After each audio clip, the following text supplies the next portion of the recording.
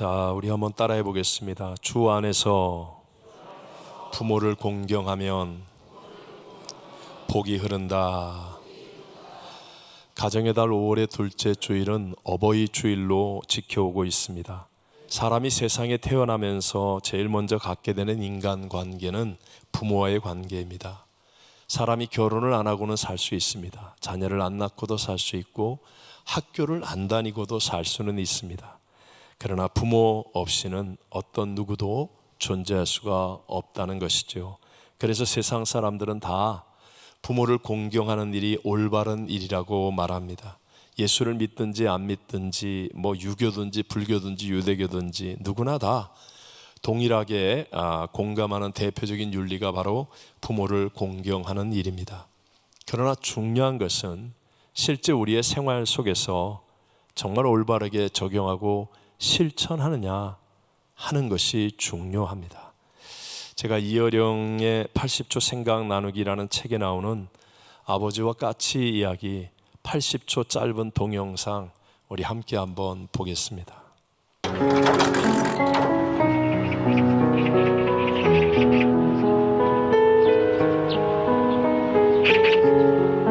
얘야, 저 새가 무슨 새냐? 까치요.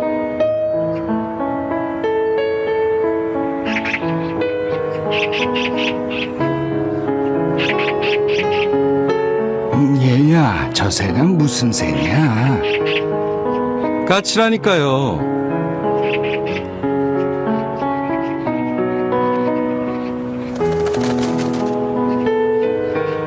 얘야, 저 새가 무슨 새라고 했지? 몇 번이나 대답해야 아시겠어요. 까치요. 까치라고요.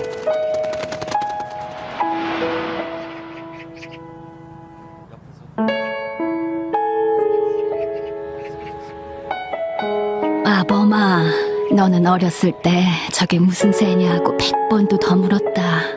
아빠, 저 새가 무슨 새예요? 까치란다. 까치요? 아빠, 저 새가 무슨 새예요? 까치야. 까치요? 그럴 때마다 아버지는 까칠한다, 까칠한다 몇 번이고 대답하시면서 말하는 네가 귀여워서 머리를 쓰다듬어 주셨지. 그래서 네가 말을 배울 수 있었던 거다. 몇 년 전에 한국의 KB금융그룹의 광고에서 실제로 나왔던 내용입니다. 40개월 미만의 자녀들을 둔 그 그룹에 근무하는 아빠들, 직원들을 몰래 카메라를 설치한 방에 한 사람씩 불러놓고 아동학습 발달에 미치는 아버지의 역할이라는 설문 조사를 하는 것이었습니다. 몰래 카메라가 설치된지 전혀 모르고 그 방 안에 들어와서 설문지에 답을 쓰는데 첫 번째 설문지의 내용은 이랬습니다. 아이가 제일 좋아하는 음식은 무엇인가요? 아이의 자는 모습을 지켜본 적이 있으신가요? 몰래 카메라에 찍힌 아버지들의 모습은 기분이 좋은지 웃으면서 신나게 답을 적어가기 시작했습니다. 당신 차에, 핸드폰에, 책상 위에, 그리고 지갑 속에 아이의 사진이 몇 장이나 있나요? 그러자 어떤 직원은 전화기를 꺼내서 막 전화기를 뒤져가며 열심히 웃으면서 찾아 적었습니다. 최근에 아이를 안아본 적이 있나요? 아이에게 사랑한다고 마지막으로 말한 건 언제인가요? 기쁨으로 웃으며 답을 적은 아빠들에게 이번에는 또 다른 설문지가 전달되었습니다. 똑같은 질문인데 대상만 바꿔서 다시 설문을 합니다. 아버지가 제일 좋아하는 음식은 무엇인가요? 멈칫합니다. 아버지의 자는 모습을 지켜본 적이 있으신가요? 침묵이 흘렀습니다. 당신 차에, 핸드폰에, 책상 위에, 지갑 속에 아버지의 사진이 몇 장이나 있나요? 최근에 아버지를 안아본 적이 있나요? 더 이상 말을 못하고 흐느끼기 시작했습니다. 아버지에게 사랑한다고 마지막으로 말한 건 언제인가요? 가슴을 쥐고 눈물을 터뜨리는 모습들이었습니다. 만약에 저와 여러분에게 같은 질문을 하신다면 여러분은 어떻게 대답하시겠습니까? 오늘 어버이 주일을 맞이하면서 주 안에서 부모를 공경하면 복이 흐른다라는 제목으로 이 시대를 살아가고 있는 저와 여러분에게 하나님께서 주시는 두 가지 은혜를 함께 나누고자 합니다. 첫 번째, 주 안에서 부모를 순종하고 공경해야 한다는 것입니다. 다시 한번, 어디 안에서? 주 안에서. 세상의 모든 종교나 윤리, 도덕도 다 부모를 공경하고 순종하라고 말합니다. 그런데 우리 기독교가 다른 점은, 가장 확실하게 분명하게 다른 점은 바로 주 안에서 부모를 순종하고 공경하라는 것이죠. 오늘 본문 1절의 말씀을 다 같이 함께 읽어보겠습니다. 자녀들아, 주 안에서 너희 부모에게 순종하라. 이것이 옳으니라. 그렇다면 주 안에서 라는 이 말씀이 의미하는 것이 무엇이겠습니까? 주님은 분명히 저와 여러분을 죄로부터 구원하기 위해 이 땅에 오셨습니다. 그래서 십자가에서 죽으셨고 사흘 만에 사망 권세를 이기고 부활 승리하심으로 우리에게 영생 천국 구원받는 자가 되게 해 주셨습니다.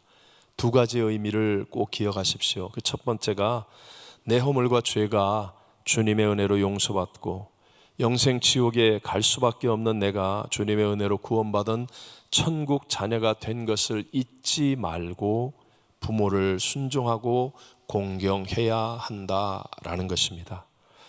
여러분, 첫사람 아담과 하와가 하나님 말씀을 불순종하고 범죄함으로 모든 인류는 다 죄와 사망의 종이 되었습니다.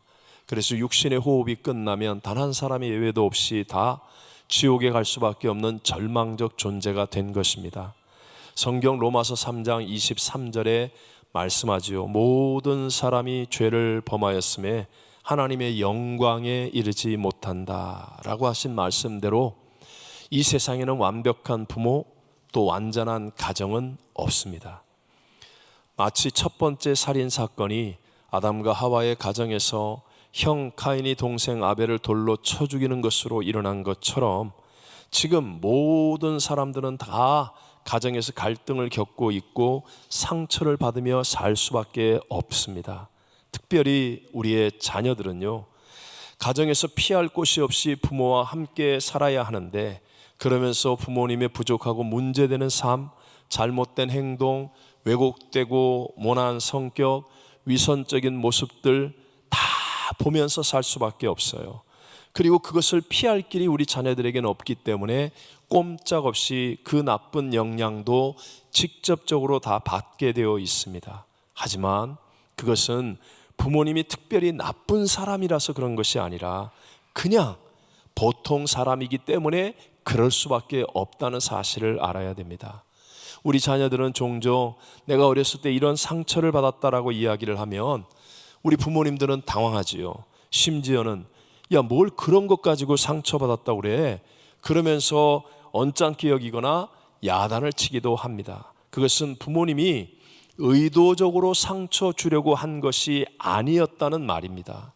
부모는 자녀에게 상처 주려는 마음이 조금도 없이 살았는데도 불구하고 자녀는 상처를 받게 되는 것이 바로 죄성을 가진 우리들의 가정의 모습이라는 것을 인정해야 됩니다. 제가 여러분에게 종종 읽기를 추천하는 책 가운데 일본의 기독교인 미우라 아야코가 쓴 글들을 읽기를 권합니다. 정말 감성적이고 영성이 뛰어난 분이십니다. 그분의 대표적인 장편소설 빙점, 이 책의 마지막 부분에 보면 여자 주인공 요코가 자살하려고 눈 덮인 산을 올라가는 장면이 나옵니다. 전체를 얘기할 수는 없지만 어쨌든 자기가 사생아라고 하는 엄청난 출생의 비밀을 나중에 깨닫게 되고 그것으로 마음이 무너진 거예요. 자기를 그렇게 낳은 어머니에 대한 극심한 원망이 마음을 사로잡았습니다. 내 출생을 이렇게 만들 거면 도대체 왜 자기를 낳았느냐며 어머니를 증오합니다. 더 이상 살 소망이 없어서 죽으려고 그 눈 덮인 높은 산을 올라갔는데 우연히 자기가 걸어온 발자국이 쭉 눈에 띄는 거예요. 분명히 자신은 똑바로 한 채 흐트림도 없이 앞만 향해서 걸어왔다고 생각했는데 자기가 걸어왔던 눈 위에 나 있는 발자국은 비뚤어지고 흐트러진 발자국들이었습니다. 그러면서 갑자기 어머니를 생각하게 됩니다. 나의 어머니도 바르게 잘 살려고 했지만 그게 얼마나 어려웠을까, 그런 생각이 들면서 자신도 예배가 아닐 것이라는 사실을 깨닫게 됩니다. 그래서 주인공은 이 일로 인하여 그동안 용서할 수 없었던 어머니를 용서하게 된다는 그런 이야기가 나옵니다. 여러분, 세상은 그래요. 바르게 하려고 해도, 잘 하려고 해도 사실은 잘 안 되는 게 부모 자식의 관계이고 우리의 가정의 모습입니다. 그래서 주 안에서예요. 주 안에서가 되면 십자가는 모든 허물과 모든 것들을 치료하고 새롭게 하고 은혜로 덮어주는 것인 줄로 믿습니다. 십자가가 가정에 세워지고 주님이 우리 가정에 함께하면 하나님의 용서하심과 하나님의 사랑으로 그 상처가 상처되지 않도록 극복이 된다는 거예요.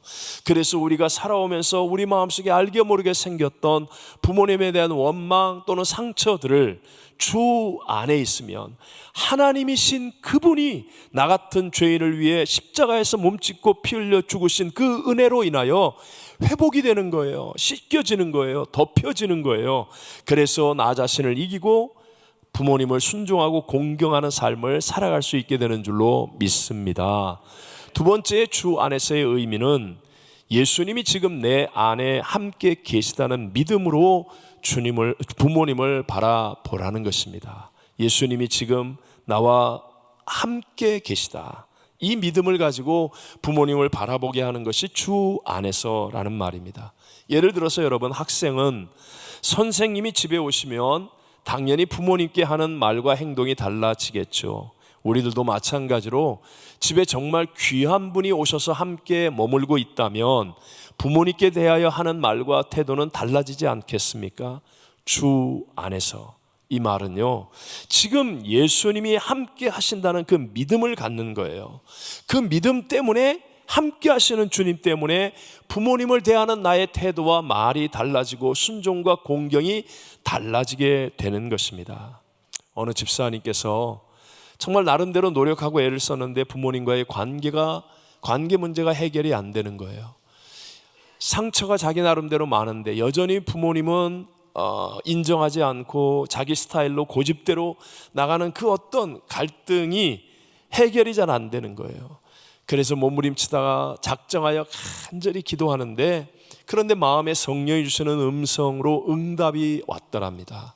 성령께서 기도하는 자신에게 말씀하시는 것 같더래요. 이제부터 어머니를 나를 대하듯 해라. 이 음성이 마음속에 딱 들려지고 응답으로 확신한 다음부터 이 집사님은요, 어머니에 대한 호칭을 바꾸었습니다. 어머니가 부르면 왜 엄마? 그러다가 아니야, 왜요 예수님? 식사를 하다가도 엄마 이거 먹어 하다가도 아니야, 예수님 식사하세요. 호칭이 어머니를 향하여 예수님으로 바뀌어졌습니다. 그러니까 희한하게도 더 이상 어머니와의 다툼이 없어지게 되더라 라고 간증하는 것을 들었습니다. 우리도 우리의 부모님을 대할 때 연약해질 수밖에 없고 약함이 있을 수밖에 없는 부모님을 대할 때 지금 나와 함께 하시는 예수님을 바라보듯이 대한다면, 그러면 여러분, 나의 부모님의 형편과 처지가 어떤 것이든 문제가 되지 않을 줄로 믿습니다. 성경은 우리에게 끊임없이 가르치잖아요. 대표적으로 골로새 3장 23절을 한번 읽어봅니다. 무슨 일을 하든지 마음을 다하여 주께 하듯 하고 사람에게 하듯 하지 말라. 무슨 일을 하든지 주께 하듯이 하고 사람에게 하듯이 하지 말라. 이것을 부모님에게도 적용하라는 거예요.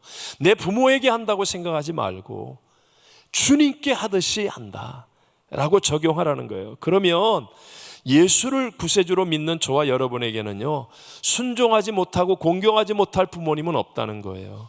부모님이 잘못했다고 말씀하지 않으셔도 됩니다. 부모님이 내 마음의 상처를 풀어주지 않으셔도 됩니다. 왜요? 그 부모님보다 더 위대하고 전능하신 주님이 해 주실 것이기 때문에.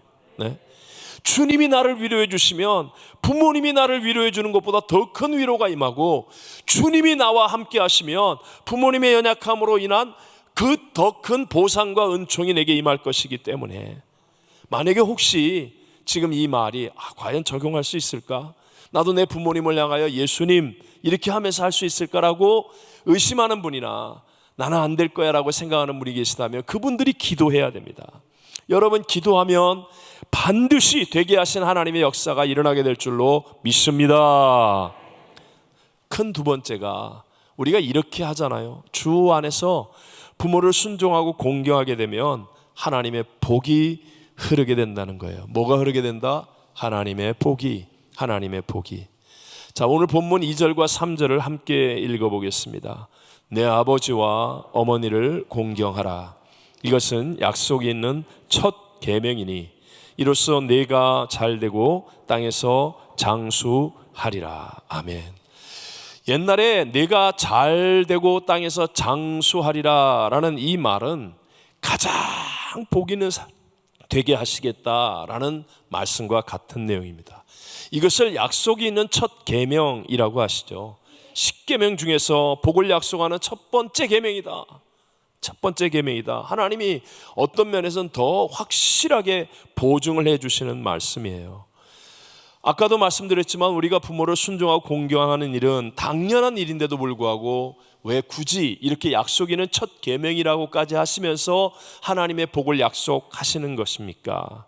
그것은 죄인된 저와 여러분은 우리들의 본능으로는 부모님을 순종하고 공경하는 것이 어렵기 때문에 그렇습니다. 여러분, 10계명 속에 내 자녀를 사랑하라 이런 계명이 있습니까? 있습니까? 없습니다. 왜 그렇죠? 자녀 사랑은요, 시키지 않아도 본능으로 다 자랍니다. 제가 목회하면서 자기 부모님 생일상 한번 안 차려주는 못된 놈이 지 자식 뭐 할 때는 난리를 치우더라고요. 난리를. 그래서 내가 그 뭐 하는데 안 갔어요. 본능이에요, 본능. 아무리 나쁜 놈도 자기 자식한테는 잘해주고 싶은 게 본능. 그래서 그건 시키지 않아도 다 하니까. 그러나 부모를 순종하고 공경하는 것은 아는데도 하기 어려우니까. 그래서 약속 있는 첫 계명이라고 보증을 하시면서 하나님의 복이 흐르게 되겠다라고 말씀하시는 거예요. 여기에서 공경이라는 히브리어 말, 이 카베드라는 말은 아주 중요한 단어입니다. 카베드라는 말은 무겁다, 중하다 그런 의미예요. 명사로 사용하면 우리 몸의 간이라는 장기를 카베드라고 얘기합니다. 가장 무겁죠, 장기 중에. 그리고 사실 가장 중요한 장기 중에 하나이죠. 이 카베드라는 말은 경솔히 대하지 말라. 정말 무겁고 중요하기 때문에 가치 중에서는 최고다 라는 그런 의미를 가진 단어예요. 하나님의 속성 중에서 가장 중요한 권위, authority를 나타낼 때도 카벳라는 말에서 나옵니다. 그래서 사실상 이 공경하라, 카벳이라는 단어는 하나님에게 사용되는 단어입니다. 예를 들어 잠언 3장 9절을 한번 읽어볼까요? 내 재물과 내 소산물의 처음 익은 열매로 여호와를 공경하라. 누구를 카벳 공경하라고요? 여호와를 하나님을 향하여 하는 말입니다. 그런데 여러분, 하나님께 사용되는 이 단어를 부모님에게 사용하고 있다는 것은 무엇을 의미하겠습니까? 하나님께서 말할 수 없이 소중한 분인 것처럼 우리 부모님도 소중한 분이라는 뜻이에요. 부모님이 이처럼 소중한 것은 부모님 바로 내 생명의 근원이 되시고 나라고 하는 자녀에게는 하나님의 대리인이 되시는 분이기 때문에 하나님이 보실 때는 부모님이 나에게 중요한 분이다 라는 거예요. 그래서 언제나 부모님 뒤에는 하나님이 계셔서 내가 부모를 공경했는데 그런데 하나님의 복이 내게 흐르게 되고 또 부모님은 자녀를 축복하게 되면 그냥 내가 축복한 것으로 그치는 게 아니라 내 뒤에 계신 하나님의 복이 자녀들에게 임하는 역사가 나타날 줄로 믿습니다. 우리가 잘 아는 나오미와 룻 이야기. 나오미는요, 남편이 죽었습니다. 두 아들도 다 죽었습니다. 두 며느리 남았어요. 이민 나가서 완전한 빈털터리가 된 정말 최악의 실패자가 되었습니다. 그런데 며느리들에게 돌아가라고 했더니 이 며느리 룻은 나오미의 하나님을 섬기기 위해서 시어머니를 순종하고 공경하겠다고 결단합니다. 룻기 1장 16절만 한번 읽어보겠습니다. 룻이 이르되 내게 어머니를 떠나며 어머니를 따르지 말고 돌아가라. 강권하지 마옵소서. 어머니께서 가시는 곳에 나도 가고 어머니께서 머무시는 곳에서 나도 머물겠나이다. 어머니의 백성이 나의 백성이 되고 어머니의 하나님이 나의 하나님이 되시리니. 얼마나 위대한 고백입니까? 어머니와 함께 하겠습니다. 어머니를 공경하고 끝까지 순종하겠습니다. 이런 고백. 그랬더니 어떻게 돼요? 하나님께서 룻을 복을 주셔서 유력자 보아스를 만나 잘 되게 하셨습니다. 또 이스라엘의 왕의 족보에 올라가게 하셨습니다. 무엇보다도 예수님의 족보에 이름이 올라가는 이방 여인 가운데 가장 영광스러운 한 여인이 되게 주셨다는 것입니다. 제 개인적으로도 이제 다 하늘나라 가신 부모님 사실 좀 강한 분들입니다. 저하고 강의 성격으로 사실 부딪힘이 좀 많을 그런 타입인데, 그런데 주 안에서 정말 뭐라 그래, 세상말로 합을 잘 맞추고 하나님의 은혜를 참 많이 누렸다라고 감히 고백합니다. 제 아내의 헌신이 있어서 비록 제가 선교사의 어려운 생활을 할 때도 하나님 11조 다음으로 반드시 부모님 11조를 꼭 띄어서 1년에 한 번 한국에 선교대회를 나가면 그때마다 부모님을 기쁘게 해드렸습니다. 부모님의 기쁨이 되고 마음을 시원케 해드리려고 사실 나름대로 최선을 다하여 애를 썼습니다. 저희 아버님의 마지막 1년은 제 아내가 한국에 나가서 병수발을 다 했어요. 저희 아버님이 덩치가 큰 분인데 이 대소변을 다 받아들여야 돼요. 근데 어머님은 또 덩치가 작으셔서 감당이 안 돼요. 몸이 약하시니까. 제 아내가 그 일을 다 하면서, 그러면서 진심을 다해서 우리 부모님을 섬기는 것을 짧은 시간이었지만 증거했습니다. 제가 감히 이런 말씀 드린 이유, 그랬더니 제가 깨닫는 게 뭔지 아세요? 우리 부모님들의 장점과 단점이 있는데 그 좋은 장점들이 제 삶과 사역에 이렇게 나타나게 되더라는 거예요. 드러나게 되고 그 좋은 쪽으로 하나님께서 쓰임을 받도록 인도하시면서 하나님이 복의 길을 열어주시는 것을 정말 저같이 미련한 사람도 확실하게 깨닫게 해 주시더라는 것입니다. 여러분, 주 안에서 부모님을 순종하고 공경하라고 하시는 까닭은 하나님이 복의 문을 열어주시기 위해서라는 사실을 믿으시기 바랍니다. 여러분의 부모님께 하는 것이 바로 하나님께 하는 것이 되기 때문에 우리 하나님께서 이렇게 약속하시고 계명으로 말씀하여 주시는 것입니다. 근데 여기에서 우리가 꼭 하나 명심해야 될 것, 기회는 한순간에 사라질 수 있음도 기억해야 한다는 것이죠. 마치 우리 부모님들이 계속하여 함께 계신 분이 아니라는 것처럼 우리에게는 모든 하나님의 기회가 있는데 그 기회가 주어질 때 올바르게 잘 해야 한다는 것입니다. 우리 함께 저와 새벽 예배 때 살펴보는 열왕기서를 보면 참 많은 왕들이 나오잖아요. 그 왕이 어떤 왕이냐에 따라 한 나라의 운명이 좋아지기도 하고 나빠지기도 합니다. 그 중에 요시야 왕이 나오는데요, 하나님께서 이스라엘의 마지막 개혁의 불꽃으로 세워주신 분이 요시야 왕입니다. 근데 그 요시야 왕이 39살에 갑자기 죽습니다. 이 요시야 왕이 우리에게 주는 의미는 바로 하나님의 기회였다는 거예요. 하나님의 기회. 그런 사람이 항상 있을 줄 알지만 아니라는 것을 깨우쳐 주는 거예요. 어느 순간에 요시야 왕이 사라져 버리니까 그 다음에 비록 세 아들이 그리고 손자가 왕이 되긴 했었지만 결국은 나라는 혼란 가운데 빠지고 유다는 심판을 받고 하나님의 멸망이 임하게 되더라는 것입니다.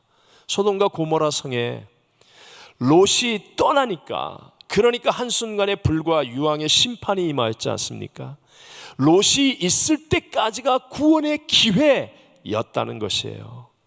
저는 지난 한 주간에 계속해서 마음속에 기도할 때마다 주신 하나님의 감동이 있습니다.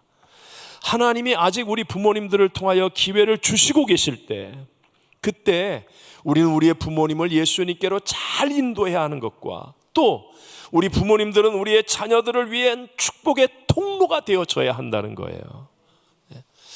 제가 그런 의미에서 5월 가정의 달에 기도원 성령 대망에는 교육국이 주관하는 우리 가족 축복 기도회로 이제 하기로 했어요. 온 가족이 우리 영아부 유치부 막 밖에서 예배드리는데 그날 기도원에서만큼은 사실은 다 함께 모여서 찬양하고 예배드리고 그리고 부모님들이 자녀를 위하여 축복 기도하는 그 시간을 꼭 만들려고 해요. 제 개인적인 얘기라 외람되지만 저는 제 큰아들과 일찍 헤어졌어요. 제가 선교지에 있을 때 보낼 학교가 없었기 때문에 아들이 선택해서 미국에 자기는 가겠다. 그래서 중학교 졸업하면서 미국에는 처가댁에 갔어요. 근데 공교롭게 그 이후로 자꾸 이렇게 뭐 가끔씩 만나죠. 짧은 시간. 그런데 같이 지낼 기회가 없었어요. 그런데 저희 교회가 아들람 공동체 수련회를 할 때 큰아들이 이제 한국에 있다고 왔습니다. 왔는데 사실은 수련회 중간에 떠나가는 비행기 표였는데 하나님께서 기적을 베푸셔서 그 비행기를 못 타게 하시고 수련회 기간 내내 함께 있게 했어요. 그 함께 있는 동안에 다른 아이들은 늘 집에 있으니까 제가 손을 얹고 기도도 했는데 그 아들에게는 정말 그때 간절히 기도하는 성도들과 똑같이 제가 안수 기도를 했어요. 열심히. 근데 누군가 그 사진을 찍어 주셨어요. 제 책상에, 제 서재에 그 사진은 너무나 귀중한 사진으로 걸려 있습니다. 사랑하는 성도 여러분, 여러분은 여러분의 자녀를 위하여 진실로 축복 기도해 본 적이 언제입니까? 하나님이 내게 주신 기업이고 하나님이 주신 축복의 최고의 방법이 부모가 자식을 위해 축복하여 기도하는 것인데 우리 그걸 잃어버리고 있지 않습니까? 올 가정의 달 우리 기도원에 가서는 아이들과 함께 우리 예배드리고 희한해요. 텔레비 볼 때는 애들하고 같이 봐요. 근데 예배 드릴 때는 애들하고 같이 예배 안 드리려고 그래요. 뭔가 잘못된 것 같지 않습니까?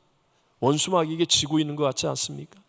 우리 함께 모여서 예배 드리면서 우리의 자녀들을 정말 하나님이 복 주시도록 우리 기도하는 은혜가 우리 교회 가운데 넘쳐나게 될 줄로 믿습니다. 말씀을 정리합니다. 주 안에서 부모를 공경하고 순종해야 합니다. 내 허물과 죄가 주님의 은혜로 용서를 받았고 영생 지옥에 갈 수밖에 없었던 내가 주님 은혜로 구원받은 천국 자녀가 된 것을 절대로 잊지 말고 그 은혜 가운데 내 부모님을 순종하고 공경해야 합니다.